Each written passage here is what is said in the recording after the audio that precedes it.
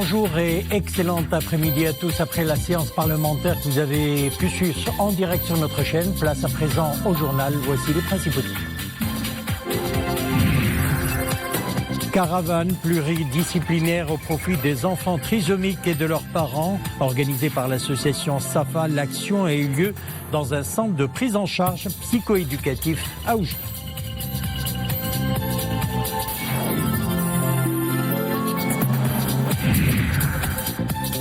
Nous irons à Rachidia, au lac du barrage Hassan Dakhil. L'association Tafilelt pour la pêche sportive y organise chaque week-end des activités ludiques au profit des enfants de la région, l'occasion de les initier à la pêche écologique. On a célébré la journée mondiale de l'Afrique, date marquant l'anniversaire de la création de l'OUA, dont le Maroc est l'un des membres fondateurs. Au Maroc, l'événement a été célébré de manière festive à travers l'art et la culture et un programme artistique riche et varié. En étroite collaboration avec la délégation du ministère de la Santé d'Oujda, l'association SAFA a organisé une caravane pluridisciplinaire au profit des enfants trisomiques et de leurs parents. L'action se déroule dans un centre de prise en charge psycho-éducatif. Le reportage ici signé Rachid Latabi sur le commentaire de Nissina Oustar. En ce mois béni qui prône la solidarité et l'entraide, cette caravane pluridisciplinaire permet à ces enfants et à leurs parents de bénéficier de plusieurs soins de qualité et de proximité, du baume au cœur pour cette catégorie sociale vulnérable. J'accompagne mes deux enfants. Le premier a des problèmes bucco-dentaires et le deuxième doit se faire soigner pour des problèmes de vue. Cette initiative est louable. Nos enfants reçoivent une attention toute particulière. Et cela nous réchauffe le cœur. Je suis un père de famille et j'ai moi-même profité de quelques consultations gratuites. C'est une excellente initiative. Plusieurs spécialités sont concernées. Médecine générale, ophtalmologie et pédiatrie. Cette caravane profite aux enfants du centre, mais également à leurs parents. Dépistage, le cancer du sein. Cette action offre également l'occasion aux mères de ces enfants trisomiques de procéder à des mammographies pour la prévention du cancer de sein. Des dizaines de femmes y ont adhéré.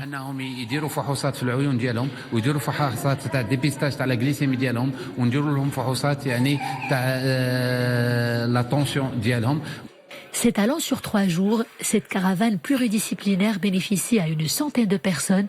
Elle a été initiée par l'association As-Safa en partenariat avec la délégation du ministère de la Santé à Oujda. Direction à présent Rachidia, la province regorge d'énormes potentialités en matière de chasse et de pêche sportive. Et parmi les lieux les plus fréquentés, le lac du barrage Hassan Dakhil.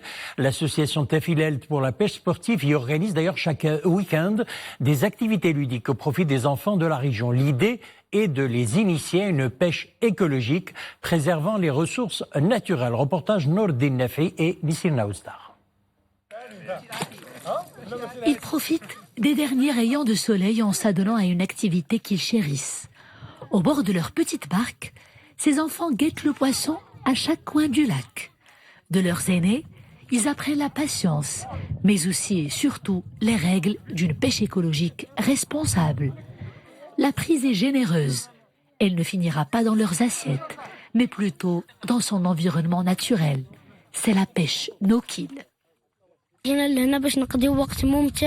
Nous passons d'agréables moments sur ce site. La nature y est merveilleuse. Nous prenons beaucoup de plaisir à pratiquer la pêche.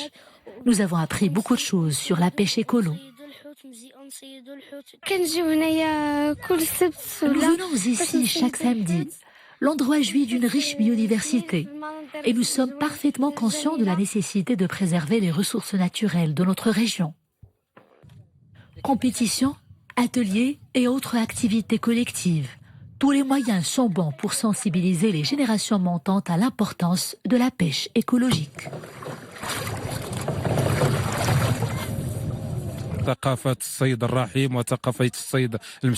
Cette technique a un impact extrêmement positif sur la faune.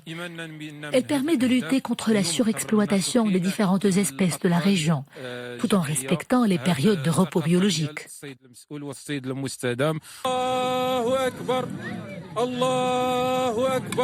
C'est le moment de rompre le jeûne. Des repas légers sont au menu. Ils sont dégustés dans une ambiance conviviale et dépaysante. Le lac du barrage Hassan Dakhil s'étend sur une superficie de 60 hectares, avec une profondeur dépassant les 4 mètres. Il présente une richesse naturelle et écologique indéniable. On passe à l'actualité internationale. Élections européennes, elles ont eu lieu hier, poussées de l'extrême droite, dopées par les scores des partis de Marine Le Pen et Matteo Salvini, mais aussi celui du parti pro-Brexit de Farage au Royaume-Uni. Les eurosceptiques devraient remplir toutes tendances confondues jusqu'à un quart de l'hémicycle, 171 sièges selon les projections les plus récentes, contre 155 dans l'hémicycle sortant. Mais l'élection a également été marquée par la percée des écologistes portée par les Verts allemands et la surprenante troisième place des Verts français. Les Verts allemands ont quasiment d'ailleurs doublé leur score, 20,5% contre 10,7% en 2014. Une poussée également nette en France où la liste écologie Les Verts devient la troisième force du pays. L'enquête sur l'attentat de Lyon avance. Un homme de 24 ans soupçonné d'être l'auteur de l'attentat au colis piégé qui a fait 13 blessés légers a été interpellé aujourd'hui et placé en garde à vue. Le parquet de Paris, chargé de l'affaire, a indiqué qu'il s'agissait d'un lycéen majeur, membre de l'entourage familial du premier homme arrêté. L'un et l'autre sont de nationalité algérienne. Il a été arrêté sur la voie publique à 9h55 dans le 7e arrondissement par la brigade de recherche et d'intervention de la police judiciaire lyonnaise. Une femme a également été interpellée et placée en garde à vue. En visite au Japon, Donald Trump s'est montré optimiste sur la signature prochaine d'un accord commercial entre les États-Unis et la Chine, malgré le récent durcissement des négociations entre les deux premières puissances économiques au monde. Je pense que dans quelque temps, la Chine et les États-Unis vont conclure un accord commercial formidable et nous attendons ce moment avec enthousiasme, a déclaré le président américain. Après un sommet avec le Premier ministre japonais Shinzo Abe, le président américain a rencontré aujourd'hui pour la deuxième fois des familles de ressortissants japonais enlevés en pleine guerre froide par des agents de Pyongyang. La Corée du Nord a avoué en 2002 l'enlèvement de 13 Japonais, mais le gouvernement japonais en compte au moins une dizaine. On parle automobile à présent, possible fusion Renault et Fiat Chrysler. L'offre présentée aujourd'hui par le constructeur italo-américain pourrait chambouler l'industrie automobile mondiale et le rapport de force entre le français Renault et son allié japonais Nissan.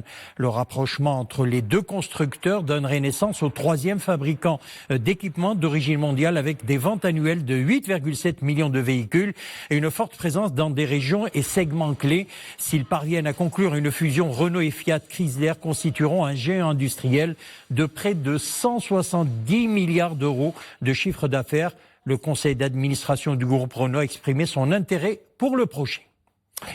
Et puis le passage d'une tornade a fait 2 morts dans une petite ville de la grande banlieue d'Oklahoma City aux États-Unis. 29 personnes ont été blessées. La tornade n'aura été en contact avec le sol que durant 4 minutes seulement, le temps de parcourir environ 3 kilomètres et de ravager une résidence de mobile home et un hôtel. L'essentiel du second étage de l'hôtel a d'ailleurs disparu, a expliqué le maire de la ville. Depuis le début du printemps, le Middle East a été frappé par des dizaines de tornades courantes à cette époque de l'année. On revient chez nous, on a célébré la journée mondiale de l'Afrique, date marquant l'anniversaire de la création de l'OIA, l'Organisation de l'Unité africaine. C'était le 25 mai 1963 et dont le Maroc est l'un des membres fondateurs. Au Maroc, l'événement a été célébré donc de manière festive à travers l'art et la culture et un programme artistique riche et varié. Nissim Hamdaoui. La ville de Rabat se pare des couleurs de l'Afrique. Elle célèbre la journée internationale de ce beau continent. L'événement se fête et en grande pompe. Au programme, des spectacles musicaux et des expositions qui dévoilent toute la richesse et la diversité de la culture africaine.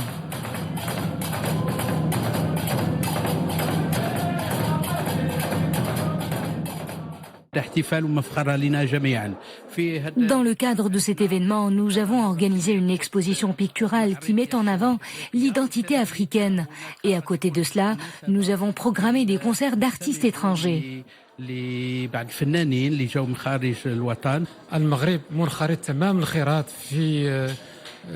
Maroc adhère complètement à l'esprit de l'unité africaine, une unité qui se reflètera davantage dans les domaines économiques et politiques. ومن أجل تثمين كل العناصر من أجل جعل الوحدة الإفريقية وحدة في كل المجالات في المجال الاقتصادي وفي المجال السياسي. L'art et la culture rassemblent et font dialoguer les peuples africains. Voilà pourquoi ces festivités seront organisées chaque année pour promouvoir les valeurs de l'Afrique plurielle. Un événement pour moi mondial, un événement de retrouvailles, un événement culturel où il y a des différentes personnes, des différents horizons qui se rencontrent de l'Afrique, du monde.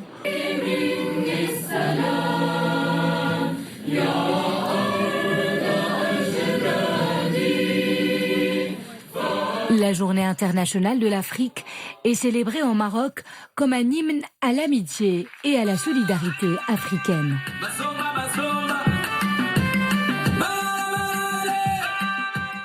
Direction à présent Figuig, la ville conserve un héritage architectural spécifique à la région. C'est la ville aux 7 qsour et parmi eux, Qsar el-Maïz, c'est un patrimoine urbanistique réalisé avec des briques de terre séchées et du bois de palmier. Nous découvrons tout ça dans ce reportage signé Abdelali Ayad, Mohamed Louahibi, Zakaria Mouqinbillah.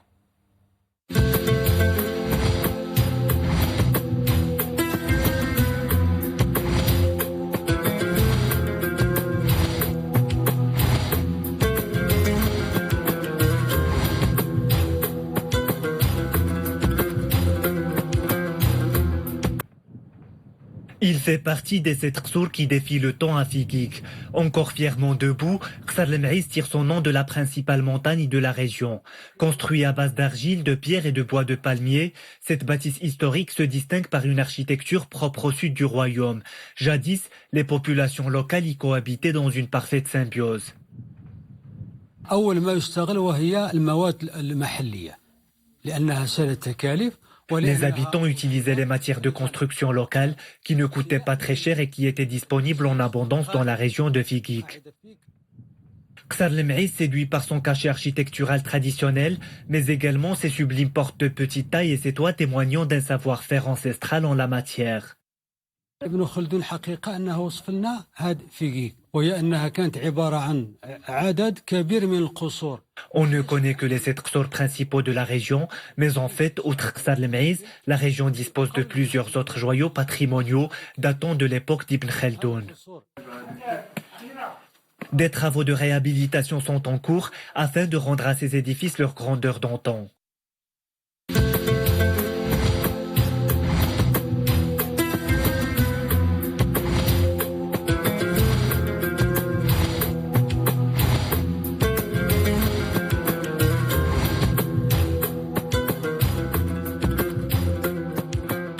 Du football pour finir avec la finale, le retour de la Coupe de la CAF, la Confédération africaine de football. La Renaissance de Berkane quitte la compétition par la grande porte. Elle a joué un gros match et produit une prestation héroïque devant le club égyptien du Zamalek. Cela s'est passé au stade de Bourj Al Arab d'Alexandrie.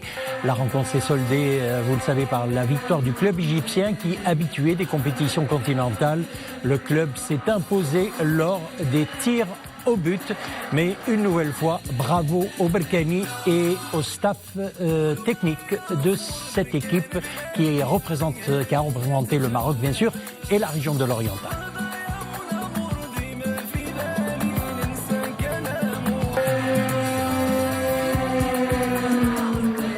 Voilà, c'est avec une page sport que nous refermons l'édition. Merci d'avoir suivi. Le retour de l'info dans quelques instants. Le journal en espagnol vous sera présenté par Nisrine Benranem. Excellent après-midi, à demain.